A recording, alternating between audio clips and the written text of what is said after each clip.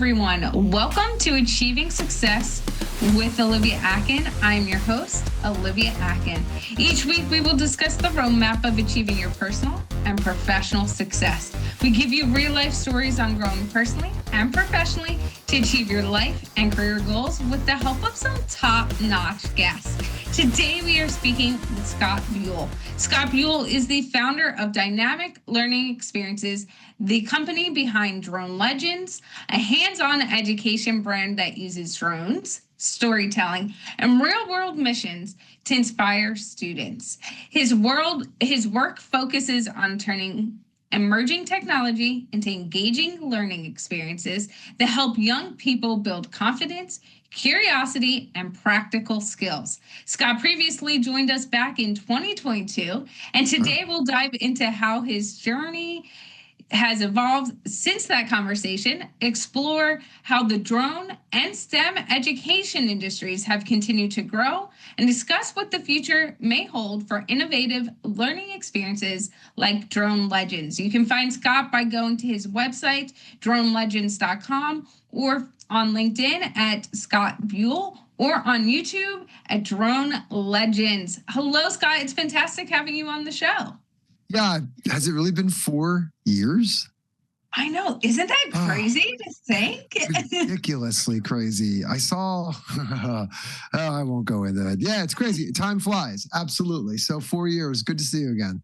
Yeah, thanks for having me. It's great to have you. And I love being able to bring back guests. This is the first year we're doing that. And I really was intentional with who I picked and it being really from the first year, because I think, as you mentioned, it's crazy how quickly time feels to pass, because we've continued to touch base and how things can really change in that time as well.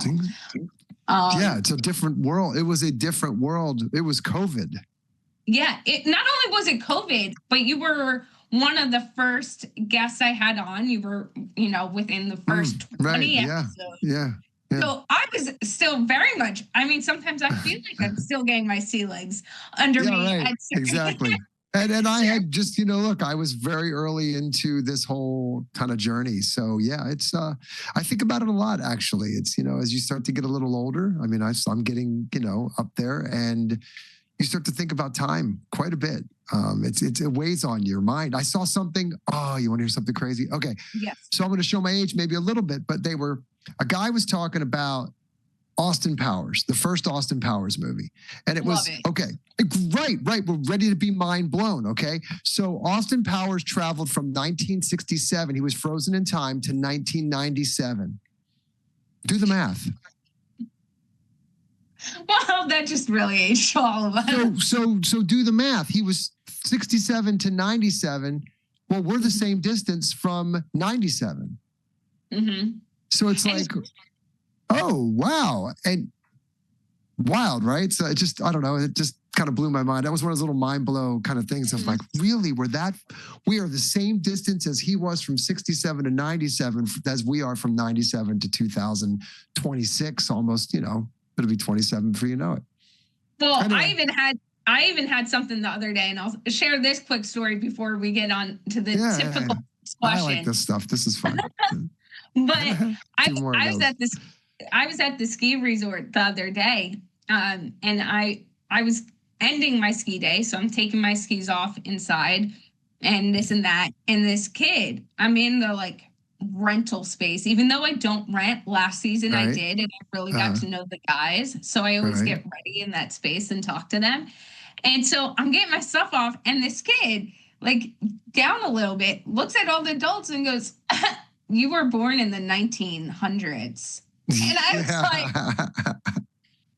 was like, yeah, I was too. I was born in black and white, so take that. How's that? And then another adult was like, "Yeah, same. I was born in the 1900s, whatever." And the kid goes, "I was born in 2018." And I was like, That's crazy. So, I was born in the mid how about the mid 1900s? That'll rock your world. So anyway, all right. So I've established that I'm getting old. Beyond that, what else is happening? Let's get into it. Yes, let's get in it. And let's start the same way we did before. So what does success mean and look like to you today? And how has that definition changed since 2022? Yeah, it's such a moving target, right? I think it's never the same. This is going to get. I think this episode is going to be called the silver episode. I got to tell you, 6 years ago, I was in a different place. I had different aspirations. Success meant something very different than it does today. For me now, back then, I can say, as I just started off, I had these huge, audacious, crazy goals, and I kind of still do.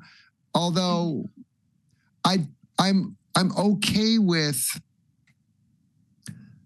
success. To me is being financially stable. I don't have to be 20 million in the bank. I'm not looking to be that healthy. My gosh, health, like maintaining your health, taking care of my family. This real simple. My life has simplified so much over the last 6 years in the sense of what I've been through and experienced in the business world.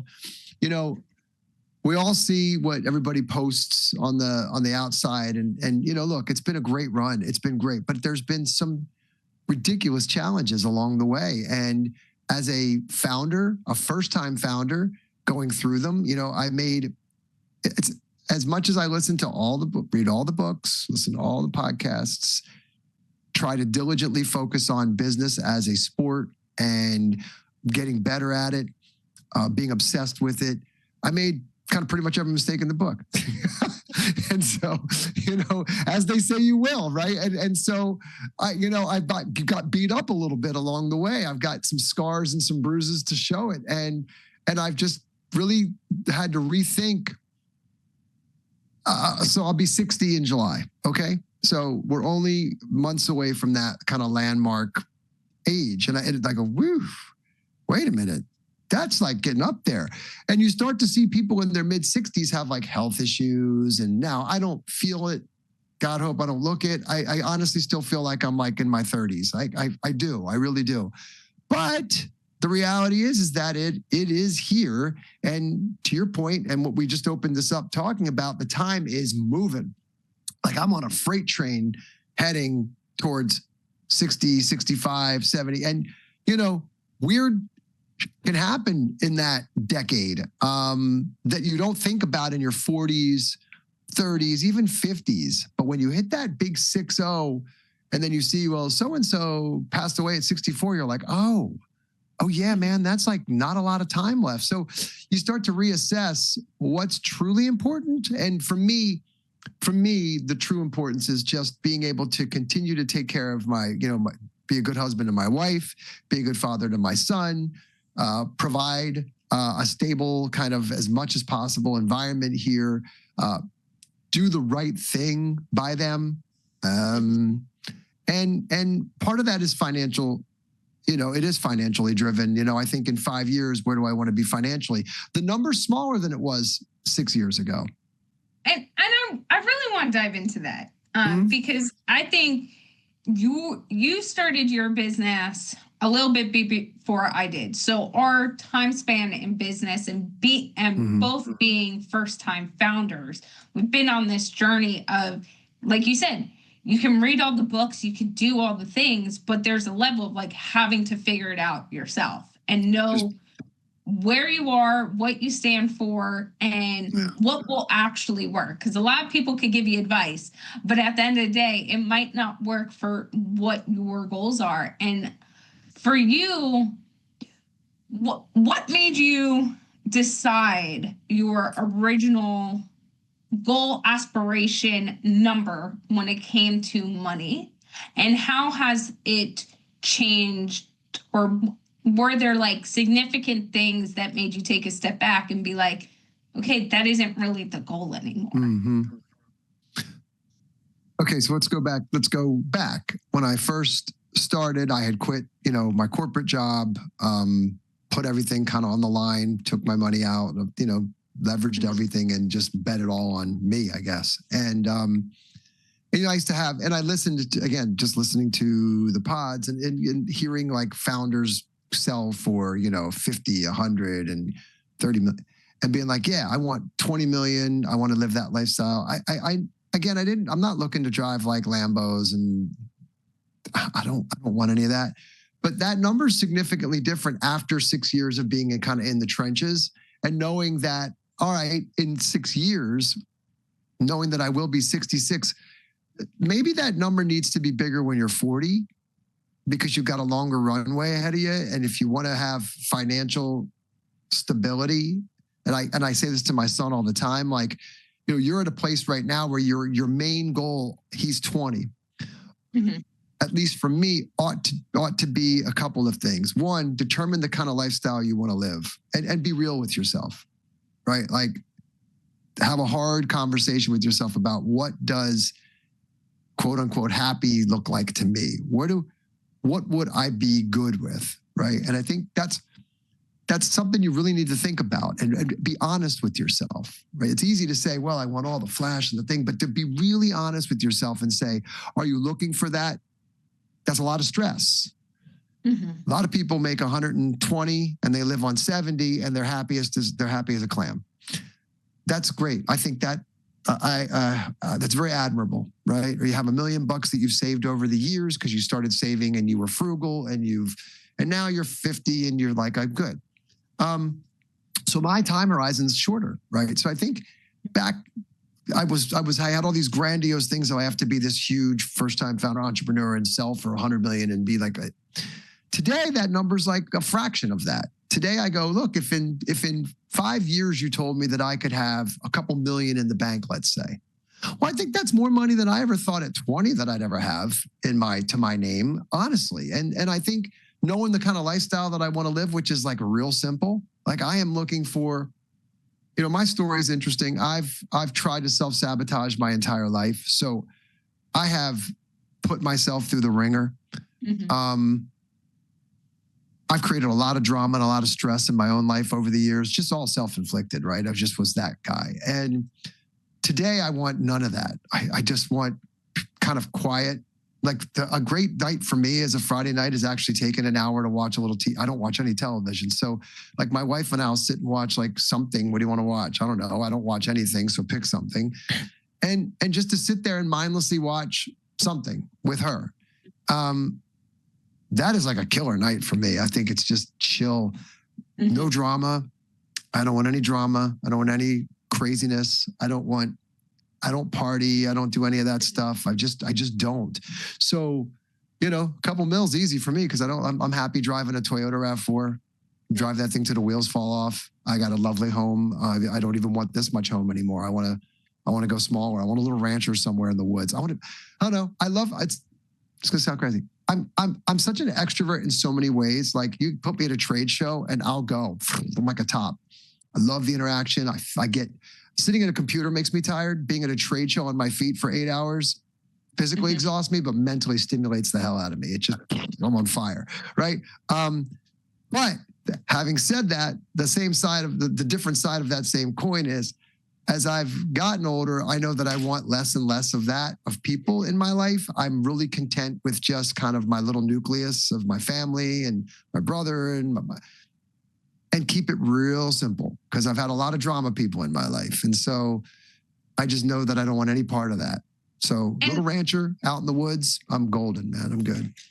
And it's also one thing when we talk about the money journey, and feel free to like jump in here. For me, when I started, it was just like, okay, I was very intentional of, I'm not going to take out any loans. I'm not like, basically what I make in a month has to cover my expenses and the business expenses. And as long as like at least majority of that is covered, then we're good. And like it would roll over. And every month as I started the business, because I was so intentional, and I personally tell entrepreneurs this all the time, take out what you need to take out.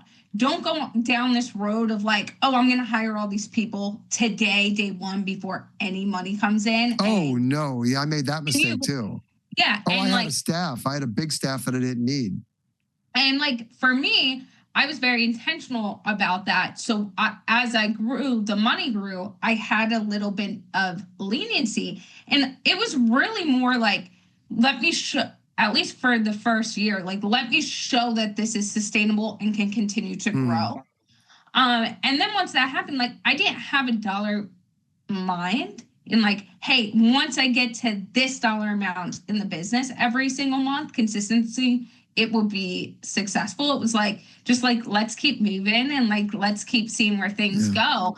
And then it was really when we relocated for the first time to Juneau and I stopped for 30 days working and I was all referral based, that then the business had slowed down because I didn't work for 30 days and I didn't take that into account. And it was like the first time as a business owner, at least for me, where the rose colored glasses came off a little bit on how you can make money and keep things sustainable.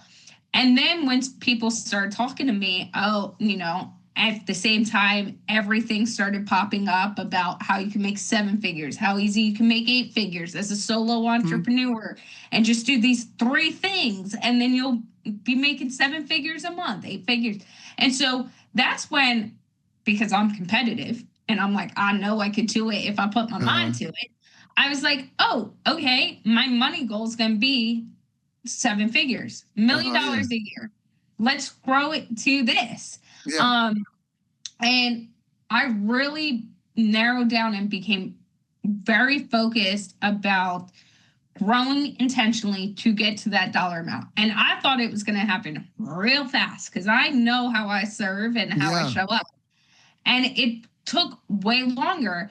And I haven't gotten there. But what I did realize on the journey, to your point of what you mentioned earlier, was internally I was sabotaging it a little bit because the way everyone told me I can make that money quickly did not align with who I was and who I was becoming, not only as a business owner, but through lived experiences.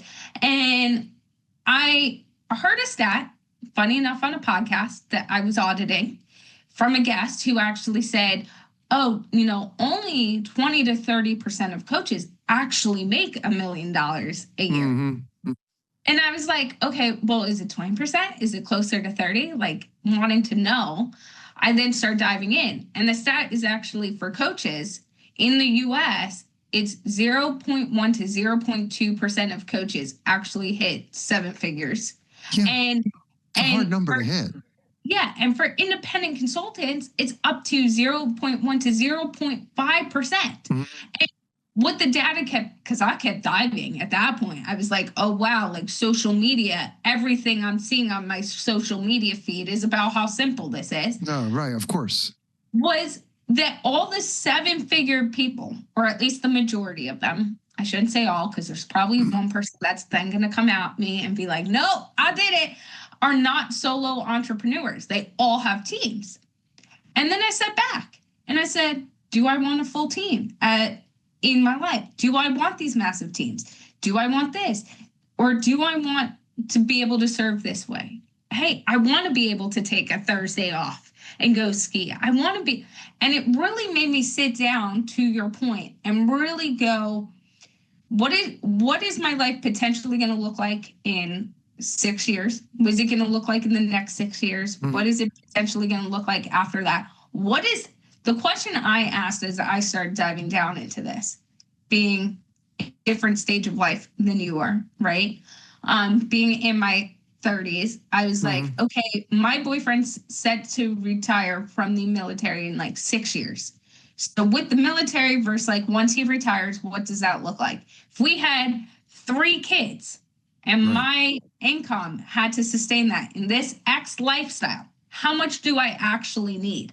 That for me was the picture that, or a very different painting. And then all of a sudden I was like, oh, wow, this dollar amount, right? 420,000 to 600,000 a year was the range. 600's like based on how much time I want to spend in the business.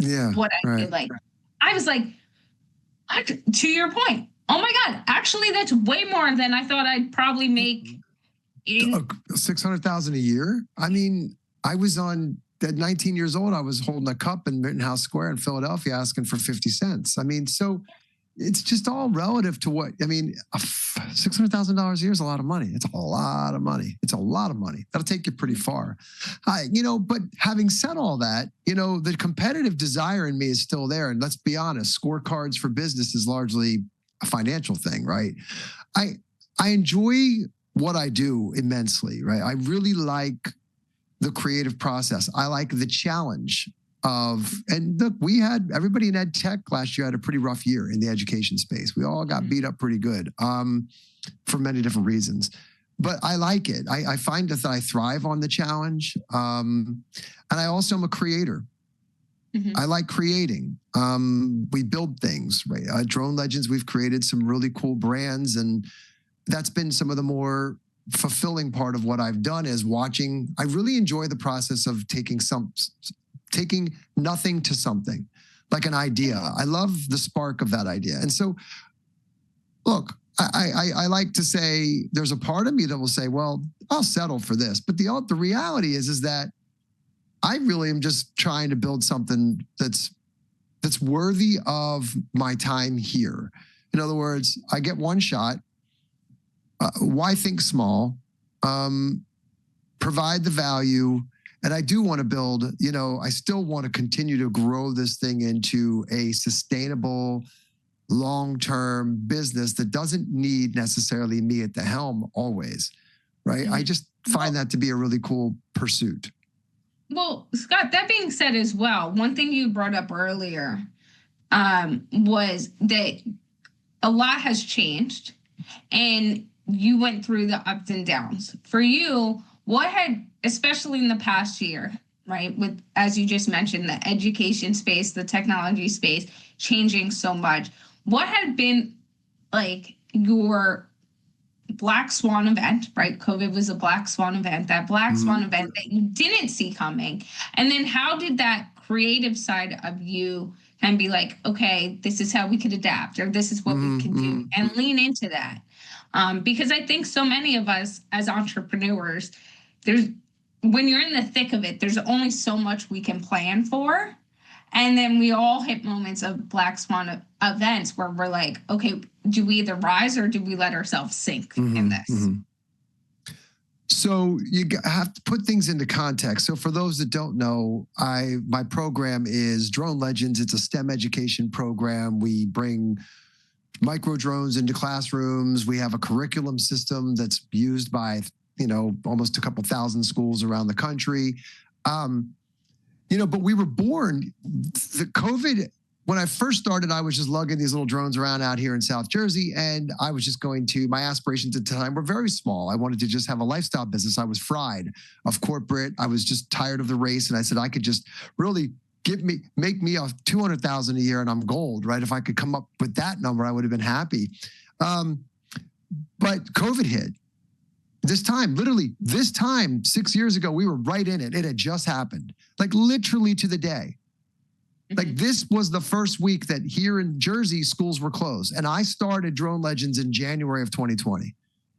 So imagine this, quit my job in June and had a long little journey there that got me the Drone Legends in January, but literally went all in on this after school STEM club thing that now was closed.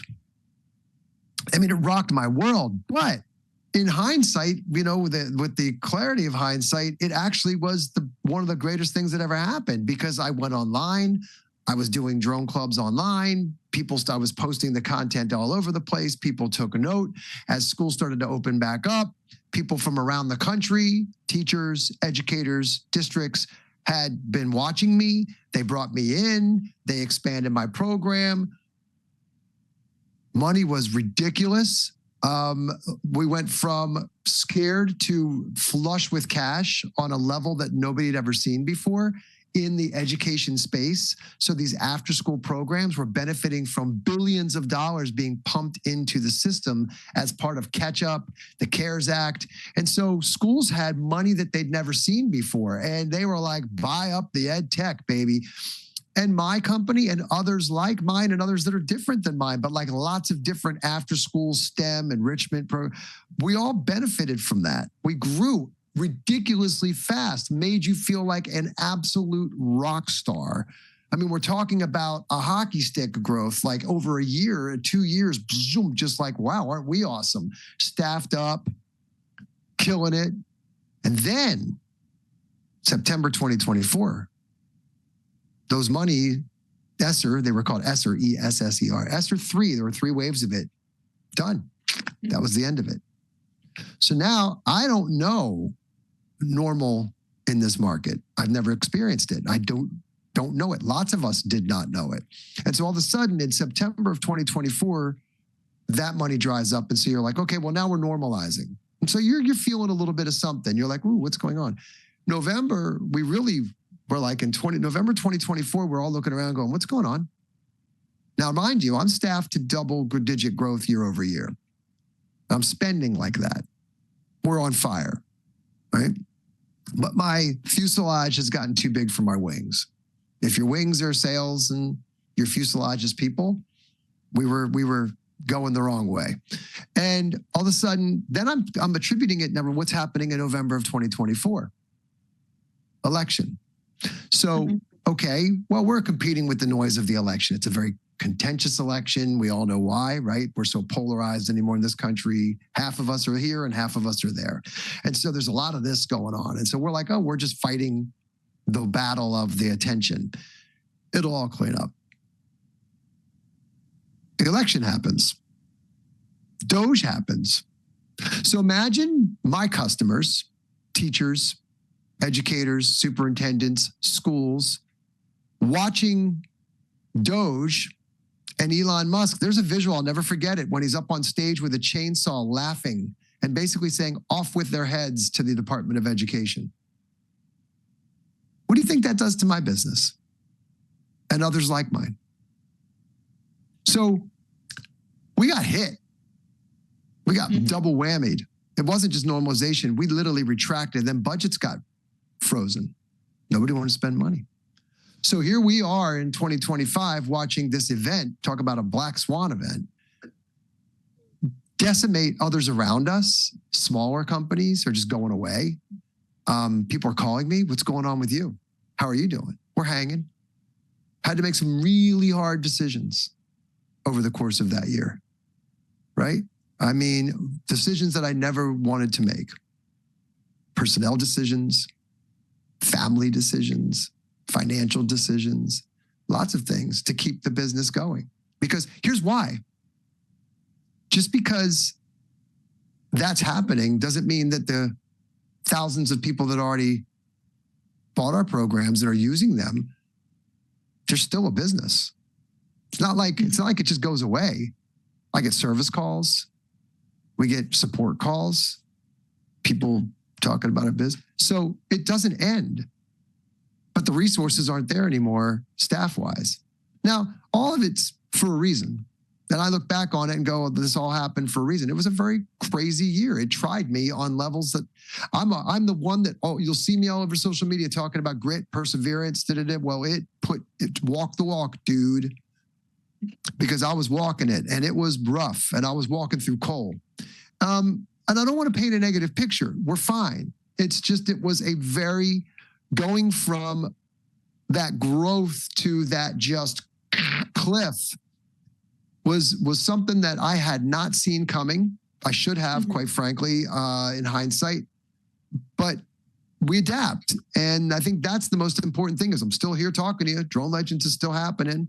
And it's one of those things as well, right? And you just brought it up. You just hit the nail on the head with it, is that you're in such a momentum of growth that when something happens and it stops, it isn't that the business is failing. It's not that the business isn't, it's just like the momentum isn't the same. That growth isn't the same. So it hits you, especially when you're passionate about something and your purpose is built into that. And you're like, what's going on? And you're trying to find the steadiness in it. And there are times when outside of the industry, outside of the people understanding why it's happening, you still look very, very healthy. And internally, you're like, oh my God, what's happening?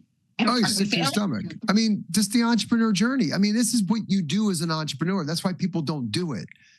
Everybody that watches me, they're like, oh, I'm sorry, I'm not doing that. I mean, you're talking about payroll. I mean, people are on your staff. They've got families. And you're laying there at night going, am I going to make payroll next month? At this rate, at our burn? Will I have the money to do that? I have an AR, I have an AP, I have an accounts payable list that's like this long, right? Are we going to be able to pay our bills? Like, these are the kinds of things that you go, wow. I mean, we were growing. We had 12 people on staff, right? I mean, we were building, we were growing, we were in it. And you know, I made a lot of mistakes through that growth. I overextended us. I know I did. I built I'm very proud of all the programs we built, you know, but it was one thing to watch, like, oh my God, you guys have Little Legends and the drone racing and the this and the books. And look, we've all got these really awesome, you know, we have a novel and all this. And I'm like, back in hindsight now, I'm like, woo, dude, you were blazing. It looks so cool from the outside, and it is cool. Little Legends is awesome. The Rise of the Legends book, it's awesome. The drone racing program we built, ridiculously cool. STEM Fundamentals, our founded product, still rock solid. It's just, it happened in such a short window of time that, to your point earlier, and I'm glad you said this, because for most people, you want to hear this, because entrepreneurs have shiny object syndrome. We're opportunists by nature. We see the opportunity in everything we see, right? There's always an opportunity. Our job is to learn. My biggest challenge has been to learn how to say no to more things. Hey, you know, Scott, there's a drone racing program that's looking at like coming into the district, and, you know, we love you guys. I could have just said, you know what, let them come in. Like, I'm focused on the STEM Fundamentals program right now. We got to get that really underneath us, build a momentum there, get a really solid foundation before you start, you know, before you start stretching out horizontally and starting to do other things. Make sure that your foundation is solid. And again, it's all good. It's just, boy, you know, it was like a rush of everything. And then you're paying to get that stuff done. I mean, Little Legends, 10 stories. Each story has 5 lessons. It's just the amount of time. They're all illustrated. I mean, each one of those stories there's thousands of custom illustrations that happen through that thing. Anyway, so, you know, that was, it was a crazy year, but in a lot of ways, I'm glad it happened because it forced me to reassess a lot of things. I feel more grounded right now than I did a year ago. Not a year ago. I think Thanksgiving, I'll be honest, I was like, ooh. But it feels good right now. I feel excellent. I feel better than I felt in months right now in terms of that. And I don't want to paint a negative picture because it's really been, this is what you do. I mean, I love this actually. I really do like it. I thrive on it. And I think, like, again, going through a similar time phase, not like industry, not, you know, all the bumps in the road, but taking myself back to almost 2 years ago. I was like, everywhere I looked, I was like, okay, is money coming in? How can I get clients signed? Like, you know, your head's just in this bubble. And it took not the work in the business to also challenge me personally, to also then the way I show up now personally is different.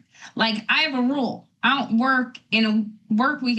It's very rare I will ever work more than 40 hours a week now. That's like my cutoff. Really? And I say that because I'm the person that if I'm sitting doing work, I'm not texting my buddies. I'm in my work zone. I am knocking things out. Right. And what I realized is the season in life I'm in, right? And I'm not saying when you start your business, refuse to work more than 40 hours a week. But now with everything built out, the difference in me working 40 hours versus 60 hours a week was giving more people access to my calendar. And what was happening in that additional 20 hours of access were about 50 to 60% of those people weren't showing up. Yeah. That was the difference in the workload. And now it's like, okay, let me spend those hours doing something I enjoy and regrouping mentally and physically and not thinking about work and being present and saying, you know what, I am gonna go try that today. I am gonna do that. Now it gives me a different perspective when I show up to work too. I'm like, okay, what is needed of my time versus what is, am I going to dilly-dally through this? And if I'm going to dilly-dally, the next question for me is, why am I dilly-dallying? Is it because I don't actually want to do it and it doesn't fully align? Or is it because I'm scared to do it? And so for me, that perspective, like, even though I say there was that struggle in the business when we moved, I look back and I go, oh, wow, it actually, even though it seemed really scary and it wasn't at the projections it was doing before, like month by month, when I looked back at the previous July, we were a few $100s off than what we did the previous July. That's not bad at all. That isn't that. That's nothing. No, a few $100. Oh, come on. That's nothing. A few $100. In the moment, right? And like what you said earlier, that massive growth and this and that, when the shift happens and you're in it, you're just like, oh, this must be so bad. In reality, you're still achieving so much. But that, I want to go in a little different direction as well. All right, yeah. For you, how have you seen the STEM space change in the 6 years, and how have you adapted with what you offer, you know, with the drones itself to the growth of technology?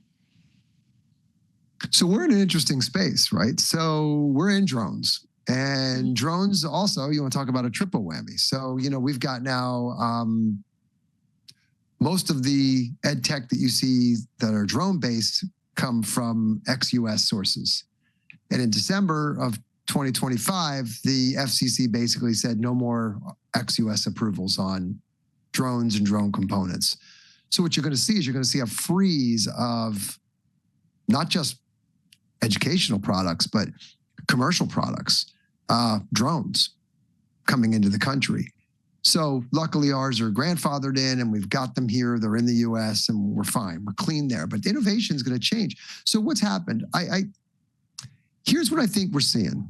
When you think about the dynamic of all that happened over the last, so coming out of COVID, schools had all this money and they EdTech'd up. Forget not just drones, but robots, 3D printers, you name it, they bought it. They had the money. So now they don't have all the money. They have some money, but they're sitting on piles. This is just me. I haven't heard this, but I'm kind of seeing it, right? I'm feeling it. They're sitting on piles of, a lot of these schools are sitting on mountains of EdTech. I think I think they're fatigued. I think teachers are, you know, there's this whole push back to low tech, getting kids off screens, getting them more into, look, we're going to bring cursive back at PA schools, right? I think is it PA or New Jersey? One of them is going to make kids write cursive again. Hallelujah. Put a pencil in their hands. I love a pen. Nothing beats writing, right? Got it right here. I don't type notes. I can't type notes. I write notes. But so there's this whole kind of swing against that. Now, having said that, there's also, so I think that these like after school STEM technology programs are, I think they're saturated. So I think you have to start thinking about this differently because everybody entered into the space when the money was full, right? But here's my question. Why do you think, based on what you just said, everything in education went to STEM ed, or like that massive, you know, seesaw, whatever you want to say, going in one direction during that time? Why did it go there? Yeah, why do you think? Well, because, for a few reasons. I think first off, you have this whole, look, that's where we live. I mean, if you aren't producing technology savvy kids, that's we know that we're behind. So there was this whole in the grand scheme of things, the U.S. falls very, very far behind other countries in those fields, right? Science, engineering, math, tech, STEM fields. We rank low. So we have all this money. Let's buy all the technology. Now, I think what we did that was very different than what I saw a lot of people doing, and this was very intentional, is we focused less on the tech and more on how to use it. Like that's where our success came from. We created systems that allowed like every teacher to be able to actually bring drones into school. Instead of selling them drones, we sold them programs and systems, very little drones. So, but I look back to now, but I still think that, but the world is shifting. AI wasn't a thing really in COVID, right? I mean, think about how fast AI has kind of come in and taken over. Coding used to be a safe haven. Now it's at risk. You don't need a code. I mean, code's going to be writing itself. So coders that was all the white collar jobs we thought were safe are now the ones at most risk. So where do we go from there? Right. So you're going to see a lot of companies are starting to look at more. Guess what? The humanities are coming back in. Why? Why do we need critical thinkers? We don't need, right. Go ahead. Oh, sorry. What I was going to say as well is, and you just brought it up, you create programs. And I think your programs do a very good job of not only demonstrating the education piece and how to use them, but it really challenges one's mind to look at the whole picture and how to use them and the different things. So for you, what do you think? I'm trying to think how to phrase this in real time. Yeah, go ahead. But like the importance of matching STEM and drones, for example, with the critical thinking piece. And where do you think you guys do really well with that versus a lot of people kind of missing the mark on the importance of it? Yeah. Tying it to real world applications has always been where I think we found our sweet spot. You know, there's other companies that'll just use them for coding or learning how to fly. Or to what end, right? Like we're drone legends. Inside every child lives a legend. That's how I founded the company. And I believe that. That's a unique potential. That has nothing to do with technology. It has everything to do with personality and people and unique potential in beings, the potential of people. And how do you achieve great potential is by putting yourself through rigorous challenge, right? Testing oneself, right? Coasting gets you nowhere. Putting yourself into hard situations does. It builds character, right? I think we need more of that. And so our programs always were designed to challenge students mentally to think critically about what they're doing. You're not always going to succeed, right? Put them in group settings, having them work in teams, trying to achieve a common goal, knowing that with technology at the root, right? So drones was easy to do that with. Why? Because there's a million different things that I can look at and go, well, look how drones are being used, and let's just model problem-based learning models on top of real-world use cases, right? So we're scanning the coastline of Maui for sharks. We're delivering medicines like zipline drones in Rwanda. But the students are actually trying to figure through that. It's a problem-based learning model. So we give them the problem, and then they have to go solve it, right? As opposed to, let us show you how to program a repeat loop. And then, oh, look, the drone flies in a little circle and does it a bunch of times because you did it in a repeat loop. All right, we don't need to do that anymore. And we're pushing that. We're going to push that even harder in the next year to 2 years to 3 years. We're going to go even deeper into exploration, critical thinking, iteration, design, configure, test, fail. We're going to blow up rockets, to use a SpaceX, right?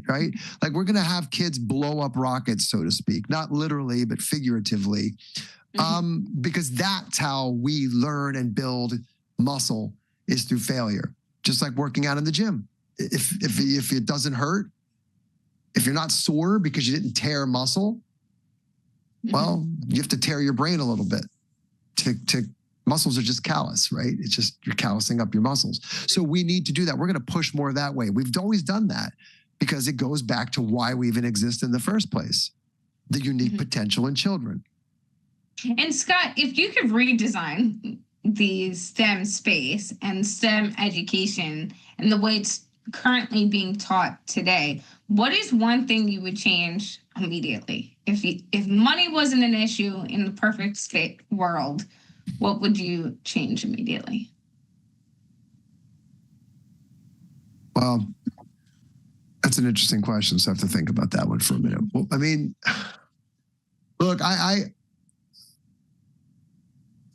think more about what we were just talking about,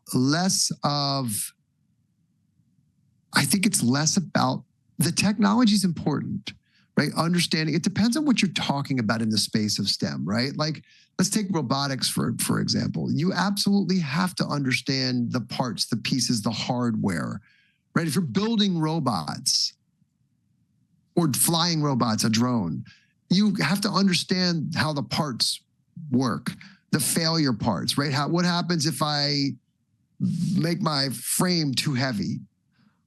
What is this build going to do? So you have to understand the technology. So what would I do differently?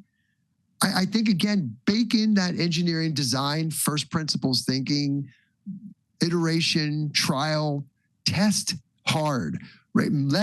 Design for failure. Make it challenging in a fun way, like a game. Look, game theory is great. You fail a lot in video games. But the beautiful thing is you can just refresh and start again. But you learned, right? You learned how many times do you have to go through level 1 before you can master level 1? But there's a lot of failure, right? So put that into the programs, like more of that.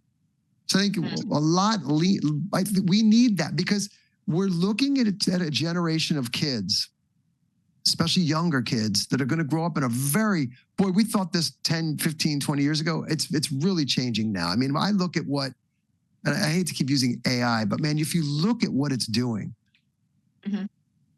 you want to talk about having to be resilient and have grit, to use an overused term, a strong foundation of character, an ability to reinvent yourself over and over and over again, and this desire to learn, to be a constant. I think making learning, I love learning. I've realized that now. I really like learning things. I think so because you are going to be working with applications that we have day to day, they change. I don't know about you, but I mean, I was talking to a colleague. I have this anxiety around AI, and it's in a good way. I'm amazed at what I can accomplish with it. I absolutely just today, literally just last night, I did something and I was like, that is absolutely sick. And I was like, my God, I would have never been dreamed that I would be able to do that. And so I got this like rush of the possibilities. And then there's this equal rush, this anxiety of, I know how much I don't know and how fast it's moving and how it's like trying to run alongside a bullet train because it's moving so fast and I don't want to get left behind. I don't want to be an old guy that doesn't know technology. I see too many people like that can't even pick up their phones. I'm excited about the opportunity. I'm so excited about it. I'm like, my God, if you master this, like if you can understand this, you're like a superpower. And so I'm on it. I live it. I breathe it. It's on me every single day. I spend, and unfortunately, I'm very opposite of you. I still put in 80-hour weeks. I love my work. I love the challenge of my work. This isn't work for me. This isn't a job. This is who I am. I will say this, that I will work the 40 hours, right? And then we'll be skiing, right? And all of a sudden, I'll be like, oh my God, this is how this could work. And I could do this. And I go on and every time I'm sitting on the lift. I didn't mean to disparage like your 40-hour thing because I think that's cool. No. But no, but I'm like, it's if you're a 40 business hours, owner, but like, let's you're be real. always on. I mean, I wake up thinking about the business. I go to bed thinking about the business. I dream thinking about the business, and not in a stressful way too, like a very excited way of like, what are we building? What's next? I'm so excited about what we're about to launch onto the world. I am so excited about what's coming next. I won't be able to say much about it, but I am pumped like I haven't been pumped in years. And I think that's it right there.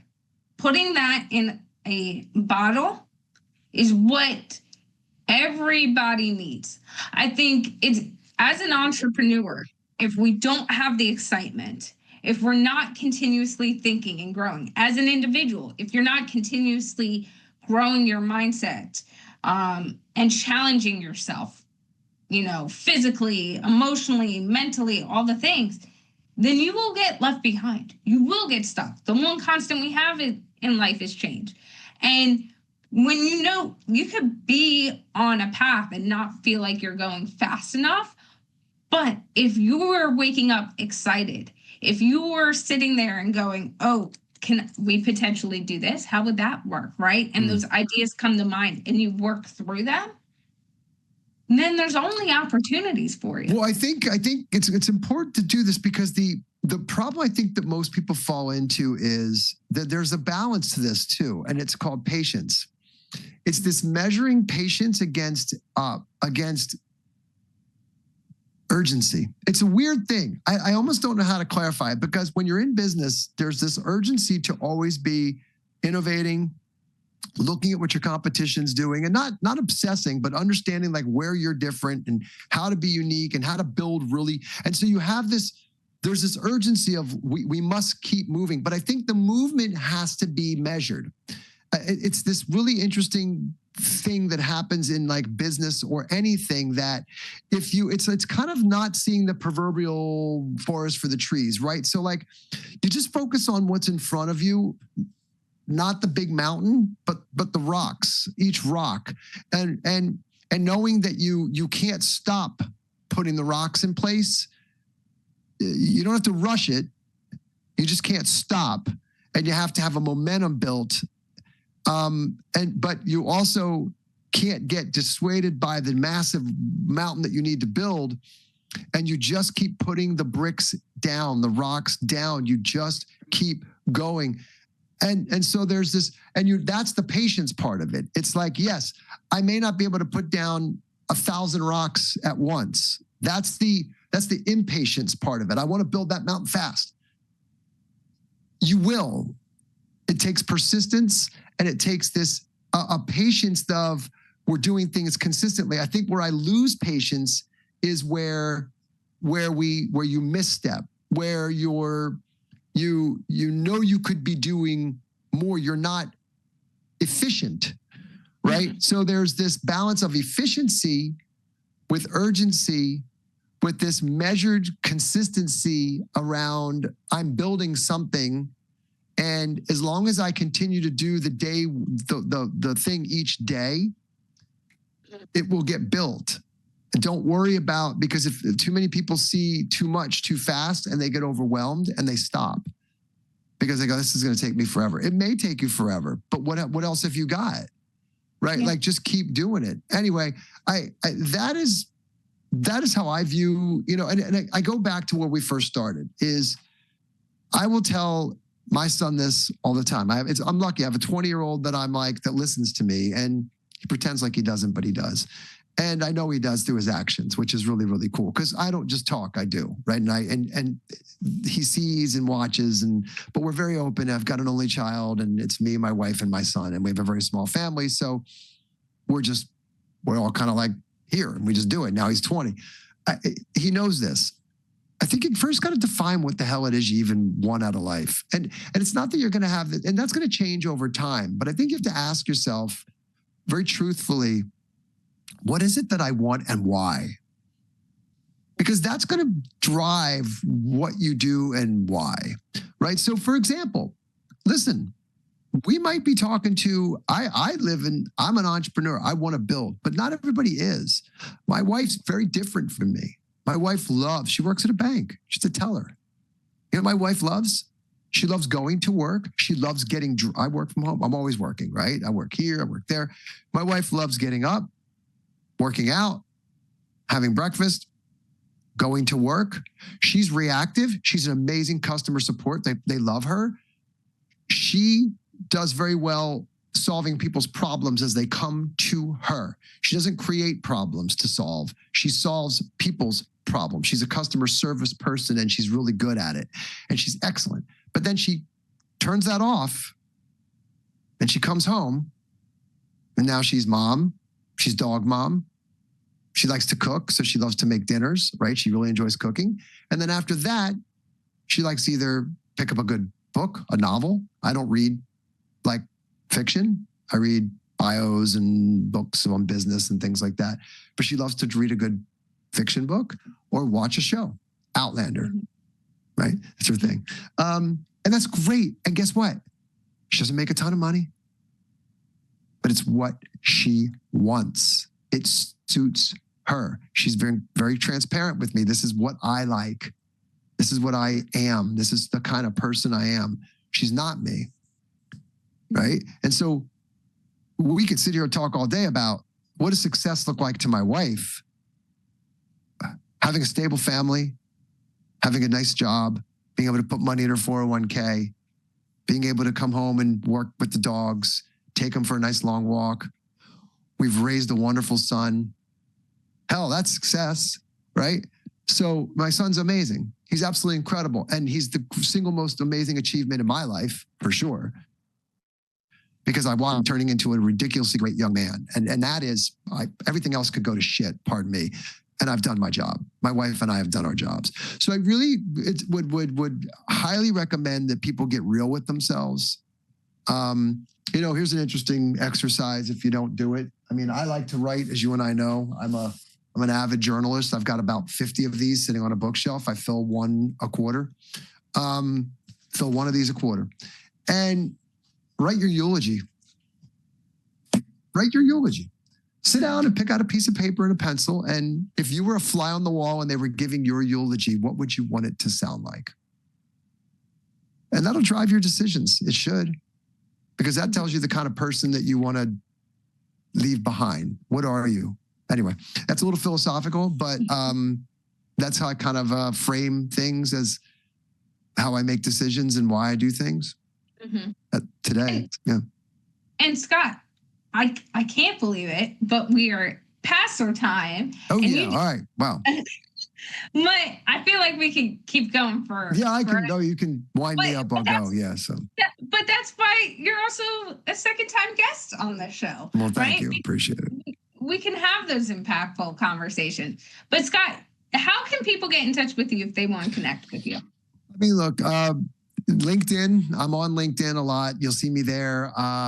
You can hit me up at scott@dronelegends.com if you want to send an email to me. Just Scott, SCOTT, @dronelegends.com. But I'm super active on LinkedIn. I'm always there, always posting, always engaged. Those are the two places.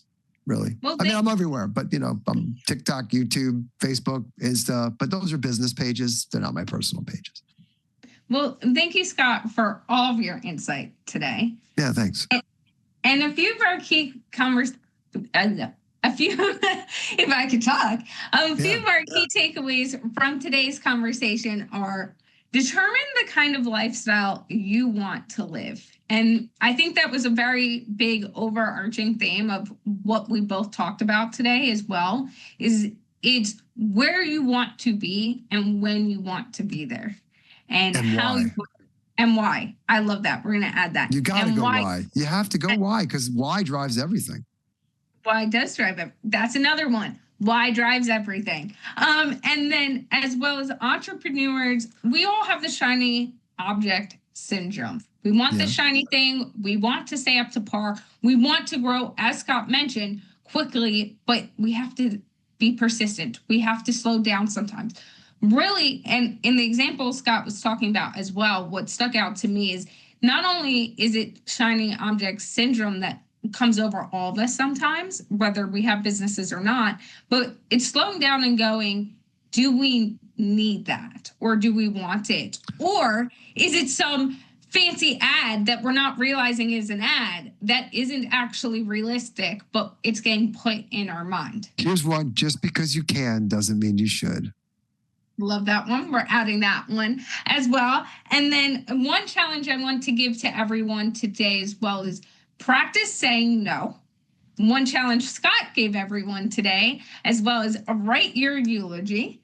And then what I want to leave everyone with is also we all have unique potential, and coasting gets you nowhere. Challenging yourself does. So walk away today and challenge yourself with at least do one, not just what I said of practice saying no, not just what Scott said of writing down your eulogy and taking a few minutes, but where's somewhere else in your life, whether it's a short-term action or long-term action, that you can sit down and say, I'm going to work on this today. I'm going to start doing this and build that into a pattern. This was a great episode with our top-notch guest, Scott Buell. Thank you for listening and have a successful day.